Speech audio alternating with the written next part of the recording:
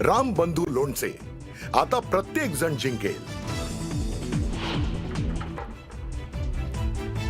राज्यात तब्बल 70 उमेदवार बिनविरोध। सत्ताधारी पैसा आणि सत्तेचा वापर करून बिनविरोध उमेदवार करत असल्याचा विरोधकांचा आरोप।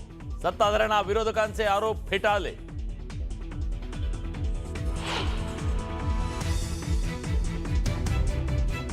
राज्यात बिनविरोध उमेदवार निवडीची राज्य निवडणूक आयोगाकडून गंभीर दखल।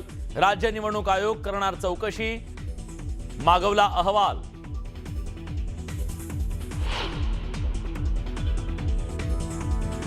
माझ्यावर 70,000 कोटी रुपयांच्या भ्रष्टाचाराचा आरोप करणाऱ्यांसोबत मी सत्तेत आहे। अजित पवारांच्या वक्तव्यावरून तापलं राजकारण। आम्ही आरोप केले तर अडचण होईल, रवींद्र चव्हाणांचा इशारा। तर विरोधकांनीही महायुतीला घेरलं।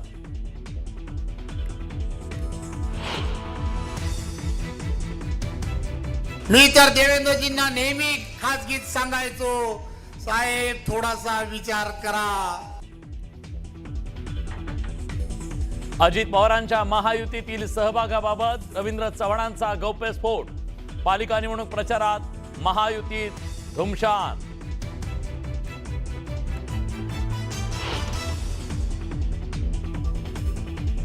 मुख्यमंत्री पण आमच्याकडे आहेत आणि गृहमंत्री पण आमच्याकडे आहेत। त्यामुळे दमात घेऊ नका आणि हलक्यात पण घेऊ नका। चंद्रकांत पाटलांचा अजित पवारांना थेट इशारा।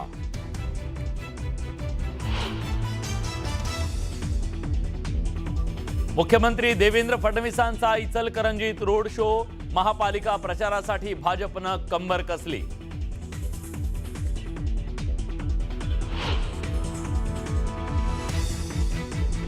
सेवा देता है तो छप्पर फाड़ के देता है। अजित पवारांच्या शिलेदाराकडून मुख्यमंत्री देवेंद्र फडणवीसांवर स्तुतीसुमनं।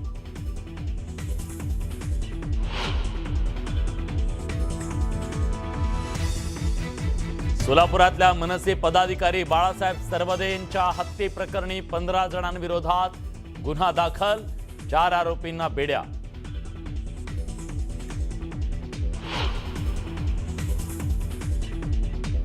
शिर्डीतील साईबाबांच्या चरणी 8 दिवसात 23 कोटी 29 लाखाहून अधिक दान, तर 8 लाखाहून जास्त भाविकांनी घेतलं दर्शन।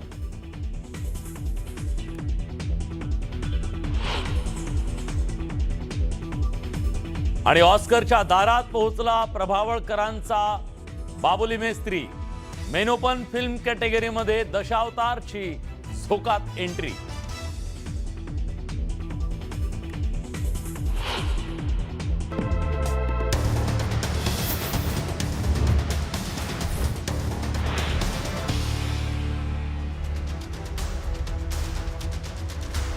मंडळी नमस्कार। आज बडे मुद्देच्या माध्यमातून आपल्याला चर्चा करायची आहे। राज्यामध्ये सत्ताधारी पक्षांचे ज्या मोठ्या प्रमाणामध्ये बिनविरोध नगरसेवक निवडून येण्याच्या बद्दलची एक लाट आली आहे आणि त्यावरून महाराष्ट्राचं राजकारण तापलेलं आहे, त्याबद्दल आज आपल्याला चर्चा करायची आहे। म्हणूनच मुद्दा घेऊन आलोय। बडे मुद्देच्या माध्यमातून चर्चा करूया। बिनविरोध निवडणूक खरंच विरोधकांची हाराकिरी आहे का? जे ठसवलं जातंय, जे सांगितलं जातंय की विरोधकांचं अपयश आहे, की राजकीय नेत्यांची खेळी आहे, सत्ताधाऱ्यांची खेळी आहे, याबद्दल आपण चर्चा करूया। आपल्यासोबत या चर्चेत सहभागी होण्यासाठी काँग्रेसचे मुख्य प्रवक्ते अतुल लोंढे, शिवसेना उद्धव बाळासाहेब ठाकरे पक्षाचे प्रवक्ते ॲडव्होकेट जयेश वाणी, शिवसेनेचे प्रवक्ते अरुण सावंत,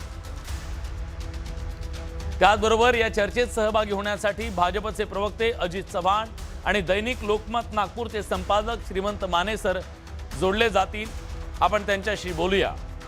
पण सत्तेत मांडीला मांडी लावून बसलेले भाजप आणि राष्ट्रवादी काँग्रेस पुढच्या काही दिवसांसाठी एकमेकांचे विरोधक असणार आहेत। त्यामुळे त्यांचे येणारी सगळी वक्तव्य तुम्ही फार सिरियसली घ्यायची आवश्यकता नाहीये, कारण हे पुढच्या काही दिवसांसाठी आहे।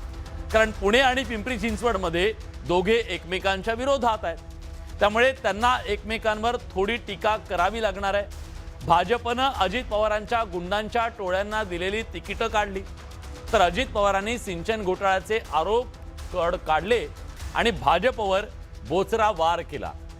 त्यामुळे दोन मित्रांमध्ये कुस्ती सध्या तरी निर्माण झाली. घोटाळ्यामध्ये अजितदादांची अवस्था आम्ही काय करणार? आमचे नाथाभाऊ खडसेंच्या भाषेत सांगायचं झालं तर आमचं सरकार आल्यानंतर अजितदादा चक्की पिसिंग पिसिंग पिसिंग अँड पिसिंग.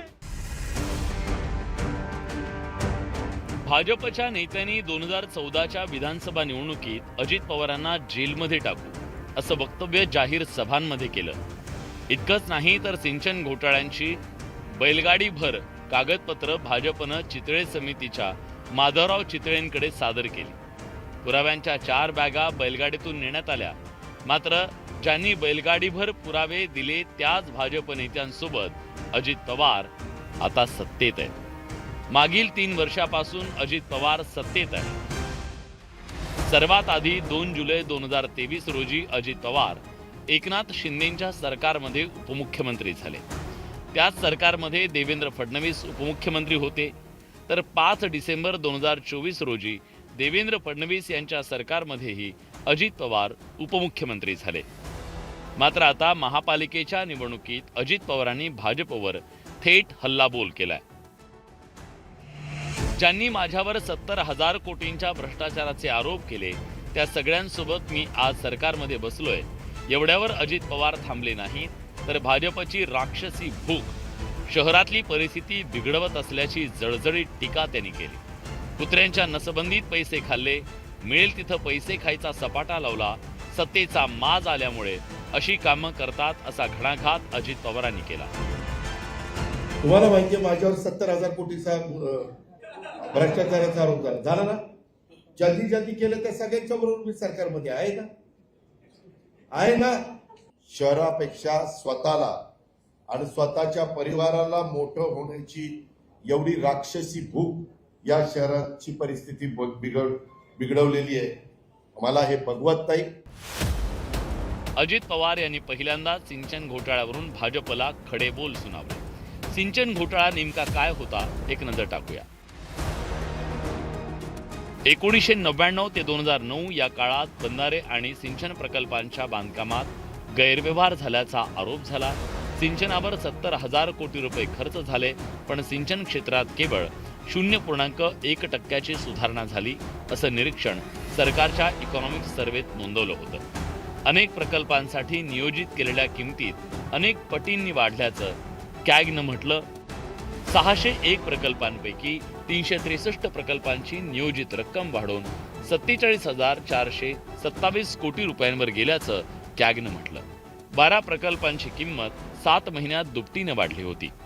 माजी मुख्य अभियंता विजय पांढरेंच्या गौप्यस्फोटानं अजित पवार अडचणीत आले होते. मात्र सिंचन घोटाळ्याच्या काही प्रकरणात अजित पवारांना क्लीन चिटही मिळाली. आता सरकारमध्ये असलेल्या अजित पवारांनी त्यांच्यावर झालेल्या आरोपांचा समाचार घेत भाजपवर भ्रष्टाचाराचा आरोप केला.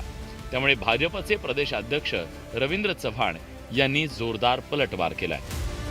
अजित पवारांनी खुद के गिरेबान में झाँक के देखना चाहिए जसं हिंदीमध्ये म्हणतात ते पाहिलं पाहिजे. आम्ही कधी आरोप करायला गेलो तर त्यांना फार अडचणी निर्माण होतील याची त्यांनी काळजी घेतली पाहिजे असं मला वाटतं. रवींद्र चव्हाण यांनी अजित पवारांवर तोफ डागल्यानंतर राष्ट्रवादी काँग्रेसचे आमदार अमोल मिटकर यांनीही फिल्मी स्टाईलनं डायलॉगबाजी करत उत्तर दिलं. खुद के गिरेमान में झाकणे चाहिए अशी डायलॉगबाजी चव्हाणांनी करू नये. महायुतीचा धर्म पाळावा आणि आम्ही महायुतीचा धर्म पाळतोय. तुर्तास आमची रवींद्र चव्हाणांना विनंती आहे की व्यवस्थित बोला, काळजीपूर्वक बोला. राज्याच्या उपमुख्यमंत्र्यांबद्दल अशा पद्धतीने बोलणं हे राष्ट्रवादीचा कार्यकर्ता कधीही सहन करणार नाही. भ्रष्टाचाराच्या आरोपांवरून महायुतीतील घटक पक्ष आपापसात लढायला लागले. त्यामुळे ठाकरेंच्या शिवसेनेचे खासदार संजय राऊत यांनीही रणांगणात उडी घेतली. सिंचन घोटाळ्याचं काय झालं? पंतप्रधान मोदी आणि मुख्यमंत्री देवेंद्र फडणवीसांनी याबाबत माहिती द्यावी असं आव्हान संजय राऊतांनी दिलं.